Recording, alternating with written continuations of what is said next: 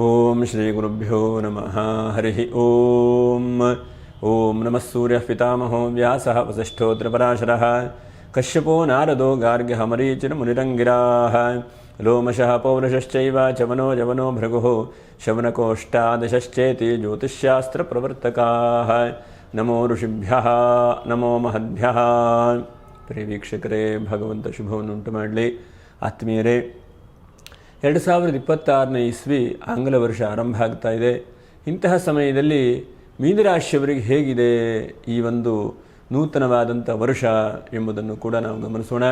ನಾವು ಹೇಳುವಂಥದ್ದು ಇದು ಗೋಚಾರ ಫಲ ಅಂಥೇಳಿ, ಹಾಗಾಗಿ ನಿಮ್ಮ ದಶಾಭುಕ್ತಿಗಳು ಜಾತಕ ಇದರ ಮೇಲೆ ಸ್ವಲ್ಪ ವ್ಯತ್ಯಾಸವೂ ಕೂಡ ಬರಬಹುದು. ನೋಡಿ, ಗ್ರಹಸ್ಥಿತಿ ಹೇಗಿದೆಯಪ್ಪ ಅಂತಂದರೆ ಮೀನರಾಶಿಯವರಿಗೆ ಪೂರ್ವಾಭಾದ್ರ ನಕ್ಷತ್ರ 4ನೇ ಪಾದ, ಹಾಗೆ ಉತ್ತರಾಭಾದ್ರ ನಕ್ಷತ್ರ 1, 2, 3, 4ನೇ ಪಾದ, ಹಾಗೆ ರೇವತಿ ನಕ್ಷತ್ರ 1, 2, 3, 4ನೇ ಪಾದ. ನೀವು ವಿಡಿಯೋ ಮುಗಿವರೆಗೂ ಕೂಡ ನೀವು ನೋಡ್ತಾ ಇರಿ.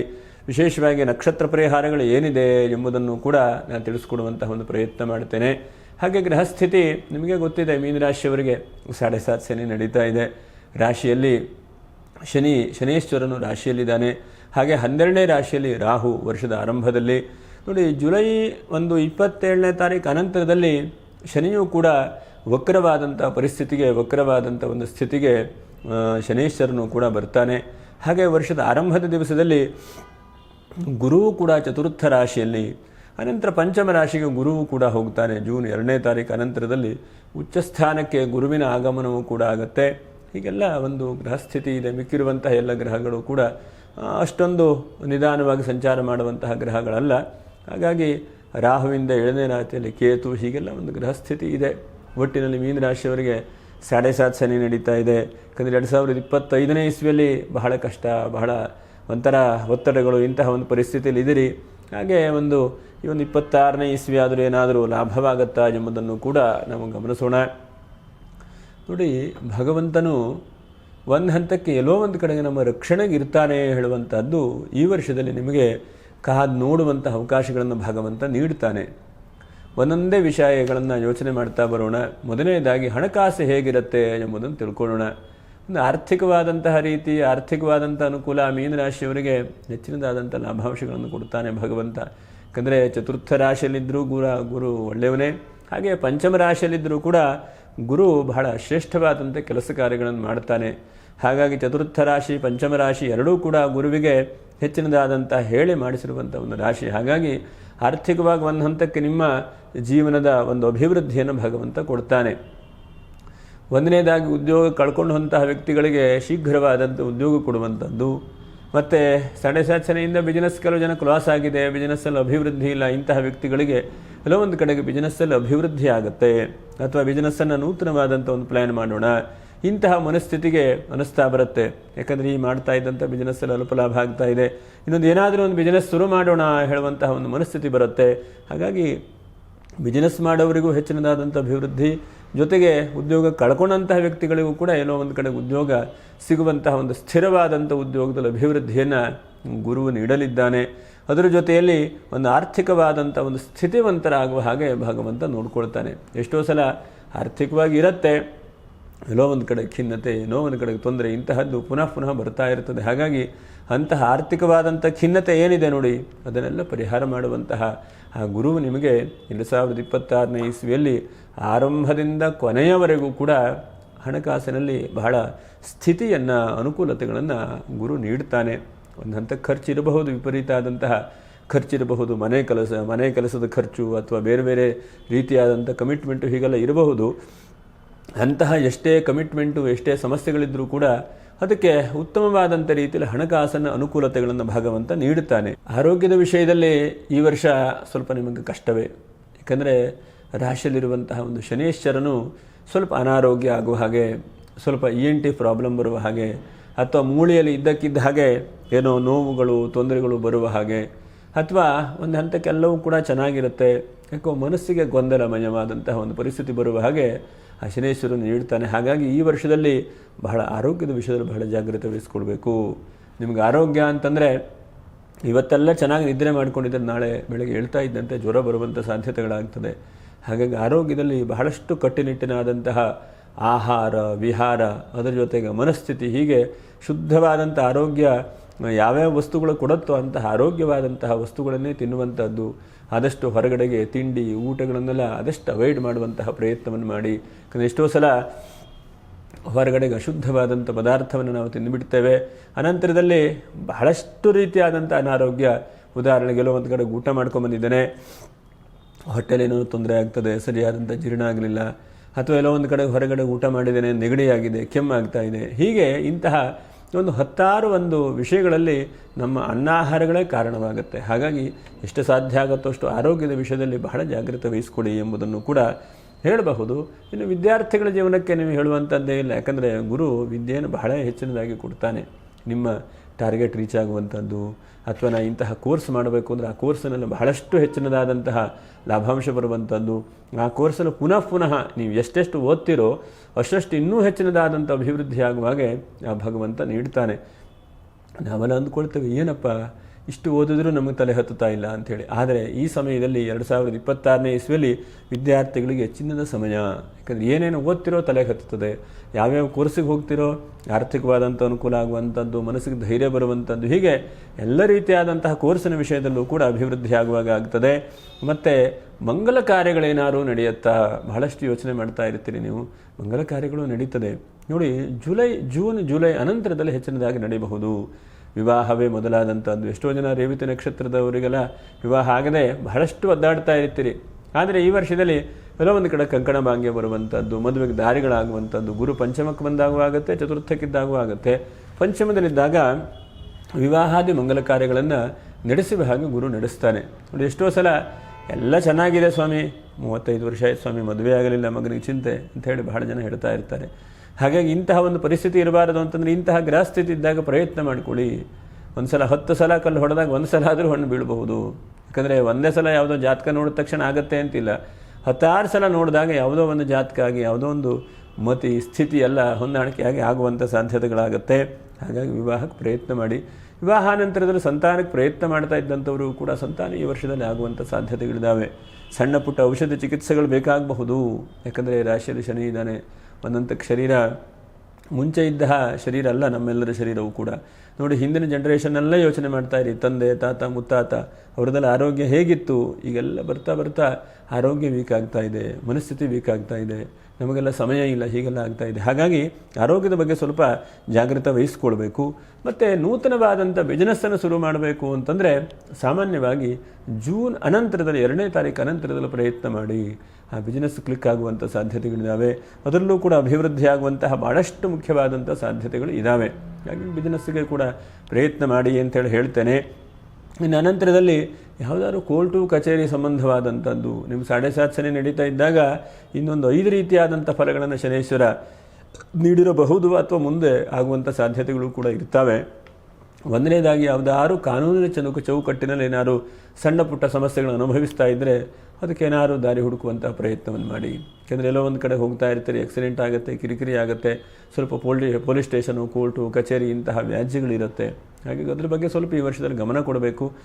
ಆದಷ್ಟು ಆಗದೇ ಇದ್ದಾಗ ಪ್ರಯತ್ನವನ್ನು ಮಾಡಬೇಕು. ಮನುಷ್ಯ ಪ್ರಯತ್ನ ಅಂತ ಹೇಳ್ತೇವಲ್ವ, ಅದಾಗದೇ ಇದ್ದಾಗ ಮಾಡಬೇಕು. ಎರಡನೇದಾಗಿ ಸ್ಥಾನ ಪಲ್ಲಟ ಆಗುವಂಥ ಸಾಧ್ಯತೆಗಳು ಬಹಳ ಮುಖ್ಯವಾಗಿರುತ್ತೆ. ಈ ಸಮಯದಲ್ಲಿ ಸ್ಥಾನ ಪಲ್ಲಟ ಆಗ್ತದೆ. ನೀವು ಏನೋ ಒಂದು ಕಡೆಗೆ ಬಾಡಿಗೆ ಮನೆಯಲ್ಲಿದ್ದಾನೆ, ಈ ಬಾಡಿಗೆ ಮನೆ ಯಾಕೋ ಸರಿ ಆಗ್ತಾ ಇಲ್ಲ, ಹಾಗಿಲ್ಲ ಹೀಗಿಲ್ಲ ನಿಮ್ಮ ಮನಸ್ಸಿಗೆ ಅನಿಸುತ್ತೆ. ಹಾಗಾಗಿ ಬಾಡಿಗೆ ಮನೆ ಚೇಂಜ್ ಮಾಡುವಂಥದ್ದು, ಅಥವಾ ಸ್ವಂತ ಮನೆಗೆ ಅಡ್ವಾನ್ಸ್ ಕೊಟ್ಟರೂ ಕೂಡ ನಿಮಗದೇನೋ ಅದೃಷ್ಟ ಇದೆಯೋ ಇಲ್ಲೋ ಗೊತ್ತಿಲ್ಲ, ವಾಪಸ್ಸೇ ದುಡ್ಡು ತೆಗೆದುಕೊಳ್ಳುವಂಥ ಪ್ರಯತ್ನಗಳು ಕೂಡ ಆಗ್ತದೆ. ಹಾಗೆ ಮೂರನೇದಾಗಿ ನಿಮ್ಮ ಆರೋಗ್ಯ ಹಿಂದೆ ಹೇಳಿದಾಗೆ ಕಾಳಜಿ ವಹಿಸ್ಕೊಳ್ಳಿ. ಹಾಗೆ ನಾಲ್ಕನೇದಾಗಿ ದುಡ್ಡು ಕೊಟ್ಟಂತಹ ವಿಷಯಕ್ಕೆ ಸ್ವಲ್ಪ ಕಿರಿಕಿರಿ ಆಗುವಂಥದ್ದು, ಗಲಾಟೆ ಆಗುವಂಥದ್ದು ಕೂಡ ಆಗುವ ಸಾಧ್ಯತೆಗಳಿದ್ದಾವೆ. ಹಾಗಾಗಿ ಸ್ವಲ್ಪ ಜಾಗ್ರತೆ ವಹಿಸ್ಕೊಳ್ಬೇಕು. ಎಷ್ಟೋ ಸಲ ಹಣಕಾಸಿಂದನೇ ಶತ್ರುತ್ವ ಬರುತ್ತೆ. ಕೊಟ್ಟರೂ ಒಂಥರ, ಕೊಡದೇ ಇದ್ದರೂ ಒಂಥರ. ಹಾಗಾಗಿ ಅಂತಹ ಶತ್ರುತ್ವ ಭಾವನೆ, ಶತ್ರುತ್ವ ಸಂಬಂಧವಾದ ಬರುತ್ತೆ. ಹಾಗಾಗಿ ಹಣಕಾಸಿನ ವಿಷಯದಲ್ಲಿ ಬಹಳಷ್ಟು ನಿಗಾ ವಹಿಸಿ. ಅದರಲ್ಲೂ ಕೂಡ ಈ ವರ್ಷದಲ್ಲಿ ಫೈನಾನ್ಸ್ ಮಾಡುವಂಥವರು, ಅದರ ಜೊತೆಗೆ ಬೆಳ್ಳಿ ಬಂಗಾರ ವ್ಯಾಪಾರ ಮಾಡುವಂಥವರು ನೀವು ಬಹಳ ಸೂಕ್ಷ್ಮವಾಗಿ ಬಹಳ ಜಾಗ್ರತೆ ವಹಿಸ್ಕೊಳ್ಳಿ. ಯಾಕಂದರೆ ಇವತ್ತು ಬೆಳ್ಳಿ ಬಂಗಾರ ಬಹಳಷ್ಟು ಗಗನಕ್ಕೆ ಹೋಗಿದೆ, ಇನ್ನೊಂದಷ್ಟು ಮೇಲಕ್ಕೆ ಹೋಗುವಂಥ ಚಾನ್ಸಸ್ಸೇ ಕಾಣುತ್ತೆ. ಹಾಗಾಗಿ ಎಲ್ಲರೂ ಕೂಡ ಬೆಳ್ಳಿ ಬಂಗಾರದ ವ್ಯವಹಾರ ಮಾಡೋರು ಬಹಳ ತುಸು ಜಾಗ್ರತೆ ವಹಿಸ್ಕೊಳ್ಳುವಂಥದ್ದು ಬಹಳ ಒಳ್ಳೆಯದು. ಅನಂತರದಲ್ಲಿ ನೋಡಿ, ಬಹಳಷ್ಟು ಜನ ಸೈಟ್ ತೆಗೆದುಕೊಳ್ಬೇಕು, ಏನಾದರೂ ಸ್ಥಿರವಾದಂಥ ಆಸ್ತಿಯನ್ನು ಮಾಡಬೇಕು, ಹೂಡಿಕೆ ಮಾಡಬೇಕು ಅಂತಿದ್ದರೆ ಇದಕ್ಕೇನೋ ಬಹಳಷ್ಟು ಅವಕಾಶಗಳಿದೆ. ಯಾಕಂದರೆ ವಕ್ರವಾದಂಥ ಶನಿ ಬಂದಾಗ ನಿಮಗೇನಾದ್ರು ಭೂಮಿಯಲ್ಲಿ ಅನುಕೂಲಗಳಾಗುವಂಥದ್ದು, ಅಥವಾ ಅಣ್ಣ ತಮ್ಮನಲ್ಲಿ ಏನೋ ಒಂದು ವ್ಯಾಜ್ಯ ಆಗಿದೆ, ಭೂಮಿ ಏನೋ ಒಂದು ಸ್ವಲ್ಪ ಬದಲಾವಣೆ ಆಗಬೇಕು ಅಂತಂದರೆ ಅಂಥ ಅವಕಾಶಗಳಾಗುವಂಥದ್ದು, ಅಥವಾ ನಿಮ್ಮ ಮನಸ್ಸಿಗೆ ಮದುವೆ ಆಗಿದೆಯಪ್ಪ, ಎಷ್ಟು ವರ್ಷ ಆಯಿತು, ಮಕ್ಕಳಿಗಿನ್ನೂ ಮೊಮ್ಮಕ್ಕಳಾಗಲಿಲ್ಲ, ಅಂದರೆ ನಿಮ್ಮ ಮೊಮ್ಮಕ್ಕಳಾಗಲಿಲ್ಲ ಅಂಥೇಳಿ ನೀವು ಯೋಚನೆ ಮಾಡ್ತಾ ಇದ್ದರೆ, ಪುಟ್ಟ ಮಕ್ಕಳಿದ್ರೆ ಮನೇಲಿ ಚೆನ್ನಾಗಿ ನೋಡ್ಕೊಳ್ಬೋದಾಗಿತ್ತು, ನನಗೂ ಬಹಳಷ್ಟು ಏಜ್ ಆಯಿತು ಅಂತೇಳಿ ಯೋಚನೆ ಮಾಡ್ತಾ ಇದ್ದರೆ ಮಕ್ಕಳಿಗೆ ಮಗುವಾಗುವಂಥ ಸಾಧ್ಯತೆಗಳು ಕೂಡ ಇರುವಂಥ ಸಾಧ್ಯತೆಗಳಿದೆ ಮೀನರಾಶಿ ಆದರೆ. ಹಾಗಾಗಿ ಸಂತಾನಾದಿಗಳಿಂದನೂ ಕೂಡ ಒಂದು ಖುಷಿ ಪಡುವಂಥದ್ದು. ಯಾಕಂದರೆ ಹಿರಿಯರೇನು ಇಷ್ಟಪಡ್ತಾರೆ, ಮನೆಯಲ್ಲಿ ಪುಟ್ಟ ಮಕ್ಕಳ ಆಟ ಆಡ್ತಾ ಇರಬೇಕು, ಚೆನ್ನಾಗಿ ವಿದ್ಯಾಭ್ಯಾಸ ಮಾಡ್ತಾ ಇರಬೇಕು, ಯಶಸ್ಸು ಕೀರ್ತಿ ಲಾಭ ಈಗ ಬರ್ತಾ ಇರಬೇಕು, ಹಿರಿಯರೆಲ್ಲ ಯೋಚನೆ ಮಾಡ್ತಾ ಇರ್ತಾರೆ. ಹಾಗಾಗಿ ಅಂತಹ ಯಶಸ್ಸು ಕೀರ್ತಿ ಲಾಭಗಳನ್ನು ಆ ಗುರು ನಿಮಗೆ ನೀಡ್ತಾನೆ ಈ ವರ್ಷದಲ್ಲಿ. ಹಾಗಾಗಿ ಯಶಸ್ಸು ಸಿಗಬೇಕು ಅಂತಂದ್ರೇನು, ನಿರಂತರವಾದಂಥ ಪ್ರಯತ್ನ ಮಾಡ್ತಾ ಇರಬೇಕು. ಒಂದು ದಿವಸ ನಾ ಪ್ರಯತ್ನ ಮಾಡಿದ್ದೇನೆ ಬಿಟ್ಟಿದ್ದೇನೆ ಅಂತಂದ್ರೆ ಆಗೋದಿಲ್ಲ, ನಿರಂತರವಾದಂತಹ ಪ್ರಯತ್ನಗಳನ್ನು ಮಾಡ್ತಾ ಇರಬೇಕು. ಯಾರು ಶಾಸ್ತ್ರಾಧ್ಯಯನ ಮತ್ತು ಪಾಠ ಪ್ರವಚನಗಳನ್ನು ಮಾಡ್ತಾ ಇದ್ರು ಈ ರಾಶಿಯವರು, ಅಂಥವರಿಗೆ ಹೆಚ್ಚಿನದಾದಂತಹ ಅವಕಾಶಗಳು ಮತ್ತು ಸನ್ಮಾನಗಳು ಕೂಡ ಸಿಗುವಂತಹ ಚಾನ್ಸಸ್ ಇದೆ. ವೈದ್ಯಕೀಯ ಕ್ಷೇತ್ರದಲ್ಲಿದ್ದವಂಥವರಿಗೆ ಅಪೂರ್ವವಾದಂತಹ, ನಿಮಗೆ ಯೋಚನೆಯೇ ಇರುವುದಿಲ್ಲ ಇಷ್ಟೆಲ್ಲ ನನಗೆ ಸಿಗತ್ತಾ, ಇಷ್ಟೆಲ್ಲ ನನ್ನಿಂದ ಸಾಧ್ಯ ಆಗತ್ತಾ ಅಂಥೇಳಿ. ವೈದ್ಯಕೀಯ ಕ್ಷೇತ್ರದಲ್ಲಿದ್ದವರಿಗೂ ಕೂಡ ತಕ್ಕ ಮಟ್ಟಿಗೆ ಶ್ರೇಯಸ್ಸು, ಒಳ್ಳೆಯ ಹೆಸರು, ಒಳ್ಳೆಯ ಕೀರ್ತಿ, ಅಥವಾ ನಿಮ್ಮನ್ನು ಬಹಳಷ್ಟು ವೈದ್ಯೋ ನಾರಾಯಣೋ ಹರಿಹಿ ಅಂತೇಳಿ ಹೇಳ್ತಾರೆ ನೋಡಿ, ಹಾಗೆ ನಿಮ್ಮನ್ನು ಬಹಳ ಎತ್ತರಕ್ಕೆ ಇರುವಂತಹ ಒಂದು ಸಾಧ್ಯತೆಗಳಾಗುತ್ತೆ. ಯಾಕಂದರೆ ಎಷ್ಟೋ ಸಲ ನಾವು ಯೋಚನೆ ಮಾಡ್ತಾ ಇರ್ತೇವೆ, ವೈದ್ಯರು ಅಂತಂದರೆ ಶುಲ್ಕ ಪಡೆದ ಔಷಧಿ ಕೊಡ್ತಾರೆ ಅಂಥೇಳಿ. ಆದರೆ ಕೆಲವೊಂದು ವೈದ್ಯರು ಹಾಗಲ್ಲ, ಅವರು ಪ್ರಾಮಾಣಿಕವಾದಂಥ ಪ್ರಯತ್ನ ಮಾಡಿದಾಗ ರೋಗಿಗೆ ನಿಜವಾಗಲೂ ದೇವರು ಯಾವುದಪ್ಪ ಅಂತಂದರೆ ಆ ವೈದ್ಯರೇ ದೇವರು ಹೇಳುವಂಥ ಒಂದು ಭಾವನೆ ಬರುತ್ತೆ. ಹಾಗಾಗಿ ಅಂತಹ ವೈದ್ಯಕೀಯ ಕ್ಷೇತ್ರದಲ್ಲಿ ಹೆಚ್ಚಿನದಾದಂಥ ಅಭಿವೃದ್ಧಿಯನ್ನು ಕೂಡ ಕಾಣಬಹುದು. ಮತ್ತೊಂದಷ್ಟು ಸಾಂಸಾರಿಕವಾದಂತಹ ಮದುವೆ ಆದಂತಹ ವ್ಯಕ್ತಿಗಳಿಗೆ ಒಂದೊಂದಕ್ಕೆ ಕಿರಿಕಿರಿಯೋ ಡೈವರ್ಸೋ ಹಾಗೋ ಈಗೋ ಯೋಚನೆ ಮಾಡ್ತಾ ಇದ್ದರೆ ಡೈವರ್ಸಿನ ವ್ಯವಸ್ಥೆ ಸ್ವಲ್ಪ ಕಡಿಮೆ ಆಗಬಹುದು ಅನಿಸುತ್ತೆ. ಯಾಕಂದರೆ ಸ್ವಲ್ಪ ಯಾವುದೋ ಒಂದು ವ್ಯಕ್ತಿಯಿಂದ ಬೋಧನೆಯನ್ನು ತೆಗೆದುಕೊಂಡು ನೀವು, ಯಾಕಂದರೆ ಮನುಷ್ಯನು ಭಾಳಷ್ಟು ಯೋಚನೆ ಮಾಡಿದಾಗ ಅವನ ಮನಸ್ಸು ಪರಿವರ್ತನೆ ಆಗುವಂಥ ಸಾಧ್ಯತೆಗಳಿರುತ್ತೆ, ಅಥವಾ ಮನಸ್ಸಿನಲ್ಲಿ ಏನೋ ಒಂದಷ್ಟು ಉತ್ತಮವಾದಂಥ ಒಂದು ಸ್ಥಿತಿಗತಿಗಳು ಬರುವಂಥ ಸಾಧ್ಯತೆಗಳಿರುತ್ತೆ. ಹಾಗಾಗಿ 4 ಜನರ ಹಿತೋಪದೇಶದಿಂದ ಈ ಒಂದು ವರ್ಷದಲ್ಲಿ ನಿಮ್ಮ ಮನಸ್ಸು ಬಹಳಷ್ಟು ಬದಲಾವಣೆ ಆಗುತ್ತೆ. ಮತ್ತು ಹಳೆಯ ರೀತಿಯಾದಂಥ ಕಟ್ಟಡಗಳಿದ್ದರೆ, ಯಾವುದೋ ಒಂದು ಚಿಕ್ಕದಾದಂತಹ ರೂಮ್ ಇದೆಯಪ್ಪ, ಅದು ಒಡೆದು ಬಿಟ್ಟು ದೊಡ್ಡದಾದಂಥ ಬಿಲ್ಡಿಂಗ್ ಕಟ್ತೇನೆ, ಇಂತಹ ವ್ಯಕ್ತಿಗಳಿಗೂ ಕೂಡ ಹೆಚ್ಚಿನದಾದಂಥ ಅವಕಾಶಗಳಿದೆ. ಭಾಳ ಚೆನ್ನಾಗಿದೆ, ಪ್ರಯತ್ನ ಮಾಡಿ. ಹಾಗೆ ಸುಮ್ಮನೆ ಕೂತ್ಕೊಳ್ಳಿಕ್ಕೆ ಹೋಗಬೇಡಿ, ಹಂತ ಹಂತವಾಗಿ ಈ ವರ್ಷದಲ್ಲಿ ಪ್ರಯತ್ನ ಮಾಡಿ. ಒಂದು ಹಂತಕ್ಕೆ ಈಗ ಜೂನ್ವರೆಗೆ ಒಂದು ಹಂತ ಇರುತ್ತೆ, ಜೂನ್ ಅನಂತರದಲ್ಲಿ ಗುರು ಪಂಚಮಕ್ಕೆ ಹೋದಾಗ ಇನ್ನೊಂದು ಹಂತಕ್ಕೆ ಅನುಕೂಲ ಆಗುತ್ತೆ. ಫಸ್ಟೆಲ್ಲ ಲೋನು ಇತ್ಯಾದಿಗಳನ್ನೆಲ್ಲ ಮಾಡಿಕೊಂಡು ಕೊನೆಗೆ ಅಟ್ಲೀಸ್ಟ್ ಮಳೆಗಾಲದ ಕೊನೆಯಲ್ಲೋ ಅಥವಾ ಅಟ್ಲೀಸ್ಟ್ ಈ ವರ್ಷದ ಕೊನೆಯಲ್ಲೋ ಒಂದು ಹಂತಕ್ಕೆ ಅದನ್ನು ಕಟ್ಟಡ ಕಟ್ಟುವಂತಹ ಪ್ರಯತ್ನವನ್ನು ಮಾಡಿ. ಒಂದೇ ಸಲ ಪ್ರಯತ್ನ ಆಗಲಿಕ್ಕಿಲ್ಲ. ಇನ್ನೂ ಒಂದು ಹಂತಕ್ಕೆ ಸಿನಿಮಾ ರಂಗದಲ್ಲಿ ಯಾವ್ಯಾರು ಈ ಕೆಲಸ ಮಾಡ್ತಾ ಇದ್ದೀರೋ, ಉದಾಹರಣೆಗೆ ಆ್ಯಕ್ಟಿಂಗ್ ಮಾಡುವಂಥದ್ದು, ಚಿತ್ರಕಲೆ ಬರೆಯುವಂಥದ್ದು, ಅಥವಾ ಸಂಭಾಷಣೆ ಬರೆಯುವಂಥದ್ದು, ನಿಮಗೆಲ್ಲ ಹೆಚ್ಚಿನದಾದಂಥ ಅವಕಾಶಗಳನ್ನು ಭಗವಂತ ನೀಡ್ತಾನೆ. ಅವಕಾಶಗಳು ಕೂಡ ಇದೆ, ಅದರಿಗೆ ತಕ್ಕದಾದಂಥ ಸಂಪಾದನೆಯೂ ಕೂಡ ಹೆಚ್ಚಿನದಾದಂಥದ್ದಾಗುತ್ತೆ. ಪ್ರಯಾಣ ಯೋಗ ಬಹಳ ಆಗ್ತದೆ, ತೀರ್ಥಕ್ಷೇತ್ರಗಳಿಗೆ ಹೋಗುವಂಥದ್ದು, ಹಿರಿಯರ ಆಶೀರ್ವಾದ ಪಡೆಯುವಂಥದ್ದು, ಇಂತಹದ್ದು ಬಹಳಷ್ಟು ಆಗುತ್ತೆ. ಮತ್ತು ಮಹತ್ ಕಾರ್ಯಗಳು ನಿಮ್ಮಿಂದ ಈ ವರ್ಷದಲ್ಲಿ ನಡೀಲಿಕ್ಕಿದೆ. ಮಹತ್ ಕಾರ್ಯ ಅಂದ್ರೇನು, ನಿಮ್ಮ ಮನಸ್ಸಿಗಿಲ್ಲಪ್ಪ ನನಗೆ ಸಂತೋಷ ಆಯಿತು, ನನಗೆ ಈ ಕೆಲಸ ನಾನು ಮಾಡಿದ್ದಕ್ಕೆ ಸಾರ್ಥಕತೆ ಆಯಿತು, ಜೀವನದಲ್ಲಿ ಭಾಳಷ್ಟು ನನ್ನ ಕೆಲಸ ಏನೂ ಆಗ್ತಾ ಇರಲಿಲ್ಲ, ಆದರೆ ಈ ವರ್ಷ ಆದರೂ ಕೂಡ ನಾನು ಗೆದ್ದೆ ಅಥವಾ ಮುಂದೆ ಹೋದೆ ಹೇಳುವಂಥದ್ದಾಗುತ್ತೆ. ನೀವು ಯೋಚನೆ ಮಾಡಿ, 2025ನೇ ಇಸ್ವಿ ಜನವರಿಯಿಂದ 7.7 ಶನಿ ಶುರುವಾಗಿ ಬಹಳಷ್ಟು ಜನ ಕಷ್ಟಪಟ್ಟಿದ್ದೀರಿ, ಉದ್ಯೋಗ ಕಳ್ಕೊಂಡ್ರಿ, ಅದ್ರ ಜೊತೆಗೆ ಮನಸ್ಸಿಗೆ ನೆಮ್ಮದಿ ಇಲ್ಲ, ಅದ್ರ ಜೊತೆಗೆ ಹಣಕಾಸಿನ ತನಕ ಏನೋ ಹೇಳ್ತಾರಲ್ಲ, ಸಾಲವೇ ಜಾಸ್ತಿ ಆಗಿದೆ, ಬಡ್ಡಿ ಕಟ್ಟಲಿಕ್ಕೂ ಕೂಡ ನೀವು ದುಡಿದಂತಹ ಹಣ ಸಾಕಾಗ್ತಾ ಇಲ್ಲ. ಹಾಗಾಗಿ ಇಂಥದ್ದಕ್ಕೆಲ್ಲ ಸ್ವಲ್ಪ ಪರಿವರ್ತನೆ ಆಗುವಂಥ ಸಾಧ್ಯತೆಗಳನ್ನು ಭಗವಂತ ಕೊಡ್ತಾನೆ. ಮತ್ತು ಗೌರ್ಮೆಂಟ್ ಜಾಬ್ ಯಾರು ಪರ್ಮನೆಂಟ್ ಆಗಬೇಕು ಅಂಥೇಳಿ ಪ್ರಯತ್ನ ಮಾಡ್ತಾ ಇದ್ದೀರೋ ಅಂಥವ್ರಿಗೆ ಗೌರ್ಮೆಂಟ್ ಜಾಬ್ ಪರ್ಮನೆಂಟ್ ಆಗುವಂಥ ಸಾಧ್ಯತೆಗಳಿದೆ. ಪ್ರಯತ್ನವನ್ನು ಮಾಡಿ, ಮರಳಿ ಯತ್ನ ಮಾಡಿ, ಸುಮ್ಮನೆ ಕೂತ್ಕೊಳ್ಳಿಕ್ಕೆ ಹೋಗಬೇಡಿ. ಆ ಪ್ರಯತ್ನ ಶತಪ್ರಯತ್ನವನ್ನು ಮಾಡಿ, ಎಲ್ಲೋ ಒಂದು ಕಡೆಗೆ ಆ ಪ್ರಯತ್ನಗಳು ಸಾಧ್ಯತೆಗಳಾಗ್ತಾ ಇರುವಂಥ ಸಾಧ್ಯತೆಗಳಿರುತ್ತೆ. ಮತ್ತು ಕೃಷಿ ಭೂಮಿ ನೀವು ಕೊಡಲಿಕ್ಕೂ ಒಳ್ಳೆಯದು, ತೆಗೆದುಕೊಳ್ಳಿಕ್ಕೂ ಕೂಡ ಒಳ್ಳೆಯದು. ಕೃಷಿ ಭೂಮಿ ಮತ್ತು ರೈಲ್ವೆ ಇಲಾಖೆಯಲ್ಲಿರುವಂಥದ್ದು, ಗೌರ್ಮೆಂಟ್ ಕೆಲಸದಲ್ಲಿರುವಂಥ ವ್ಯಕ್ತಿಗಳಿಗೆಲ್ಲ ಇದ್ದಕ್ಕಿದ್ದ ಹಾಗೆ ಯಾವುದೋ ಮೇಲಧಿಕಾರಿಯಿಂದ ನಿಮ್ಮ ಕೆಲಸ, ಯಾಕಂದರೆ ನಿಮಗೆ ಕಷ್ಟ ಇದ್ದದ್ರಿಂದ ನೀವು ಭಾಳಷ್ಟು ಕೆಲಸ ಮಾಡ್ತೀರಿ ನೀವು. ಹಾಗಾಗಿ ಆ ಕೆಲಸದಿಂದ ಮೇಲಧಿಕಾರಿ ನಿಮ್ಮ ಮೇಲೆ ಕೃಪೆ ತೋರಿ, ನಿಮ್ಮ ಮೇಲೆ ಇವನು ಚೆನ್ನಾಗಿ ಮಾಡ್ತಾ ಇದ್ದಾನೆ ಅಂಥೇಳಿ ಶಬಾಷ್ ಅಂತ ಹೇಳಿ ನಿಮ್ಮನ್ನು ಭಾಳಷ್ಟು ಮೇಲ್ಮಟ್ಟ ಕೂರಿಸುವಂತಹ ಪ್ರಯತ್ನಗಳು ಕೂಡ ಆಗುತ್ತೆ. ಒಂದಷ್ಟು ಸೇಲ್ಸ್ಮೆನ್ಗಳು, ಸಣ್ಣ ಪುಟ್ಟ ಜೊಮ್ಯಾಟೊ ಬೇರೆ ಬೇರೆ ಕೆಲಸ ಮಾಡ್ತಾ ಇರುವಂಥ ವ್ಯಕ್ತಿಗಳಿಗೆ ಸದ್ಯಕ್ಕೆ ಆ ಕೆಲಸ ತೊಂದರೆ ಅಂತ ಅನಿಸಬಹುದು. ಬೇರೆ ಬೇರೆ ಉತ್ತಮವಾದಂಥ ಕೆಲಸಗಳು ಕೂಡ ಸಿಗುವಂತಹ ಚಾನ್ಸಸ್ ಇದೆ. ಮನಸ್ಸಿಗೆ ಯಾವ ಇಷ್ಟವಾಗ್ತದೆಯೋ, ಇಷ್ಟವಾದಂತಹ ಕೆಲಸಗಳು, ಇಷ್ಟವಾದಂಥ ಮನಸ್ಥಿತಿಗಳು ಬರುವಂಥ ಸಾಧ್ಯತೆಗಳಿದೆ. ಮತ್ತು ಮಕ್ಕಳ ವಿಷಯದಲ್ಲಿ ಬಹಳ ಖುಷಿ ಪಡುವಂಥ ವರ್ಷ. ನಿಮ್ಮ ಮಕ್ಕಳೇನೋ ಪ್ರೈಜ್ ಗೆಲ್ತಾರೆ ಅಥವಾ ಚೆನ್ನಾಗಿ ಓದ್ತಾರೆ.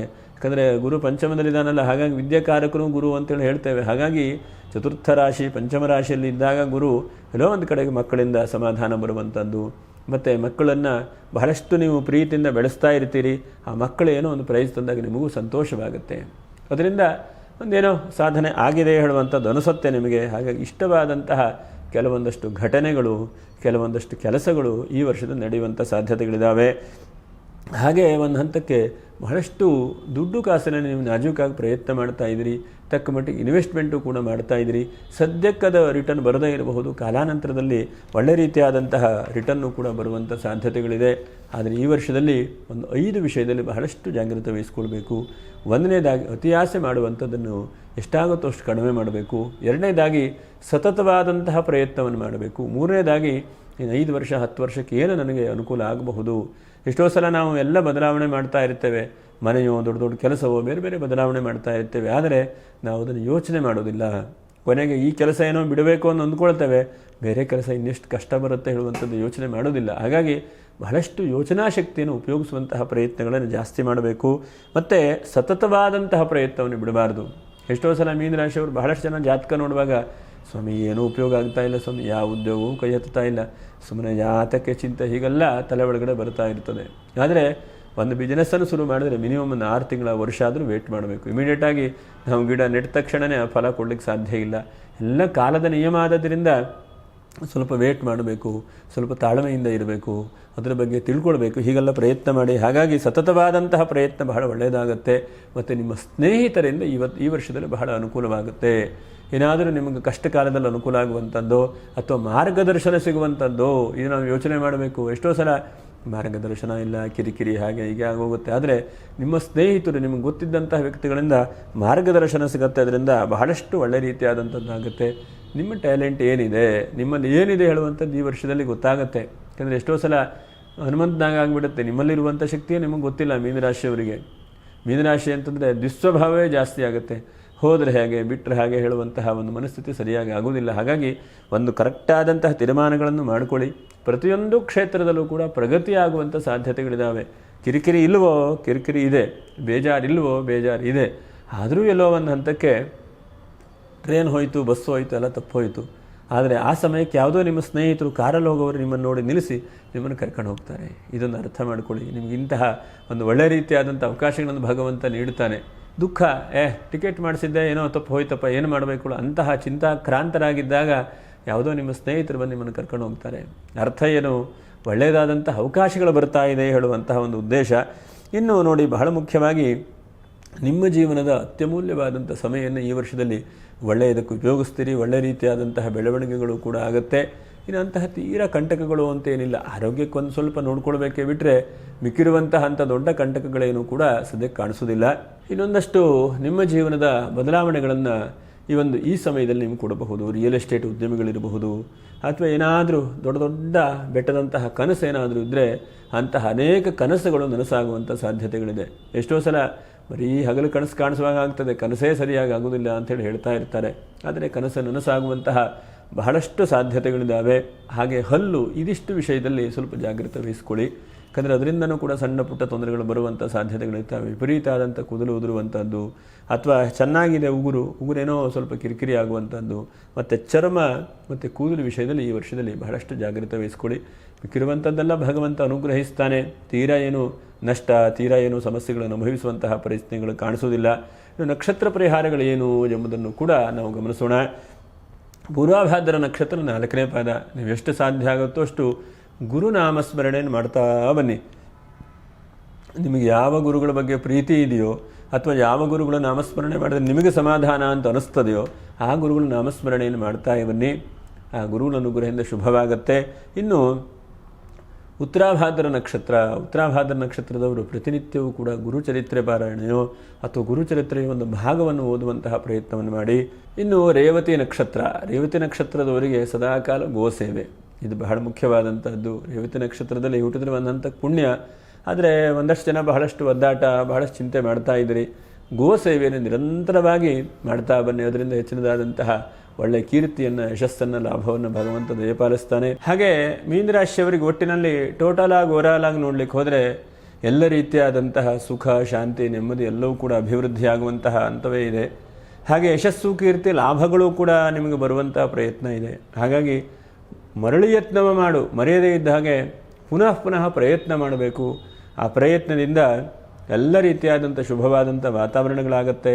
ಆ ಭಗವಂತನ ಅನುಗ್ರಹದಿಂದ ಶುಭವಾಗಲಿ, ಮಂಗಲವಾಗಲಿ, ಅನೇಕ ರೀತಿಯಾದಂತಹ ತೊಂದರೆಗಳು, ಕಷ್ಟ, ತೊಂದರೆ ಪರಿಹಾರವಾಗಿ ಆ ಭಗವಂತನ ಅನುಗ್ರಹದಿಂದ ನೆಮ್ಮದಿ ಉಂಟು ಮಾಡಲಿ ಅಂಥೇಳಿ ಆ ಭಗವಂತನನ್ನು ಬೇಡಿಕೊಳ್ತಾ, ಹಾಗೆ ಯಾರು ನಮ್ಮ ಯೂಟ್ಯೂಬ್ ಚಾನಲ್ಗೆ ಸಬ್ಸ್ಕ್ರೈಬ್ ಮಾಡಿಲ್ಲೋ ಅಂಥವರು ಸಬ್ಸ್ಕ್ರೈಬ್ ಮಾಡಿ, ಒಂದು ಲೈಕನ್ನು ಮಾಡಿ, ಶೇರನ್ನು ಮಾಡಿ ಅಂತ ಹೇಳ್ತಾ ಮುಂದಿನ ವಿಡಿಯೋದಲ್ಲಿ ಭೇಟಿ ಮಾಡೋಣ. ನಮಸ್ಕಾರ. ಲೋಕ ಸಮಸ್ತ ಸುಖಿನೋ ಭವಂತು. ನಮಸ್ಕಾರ.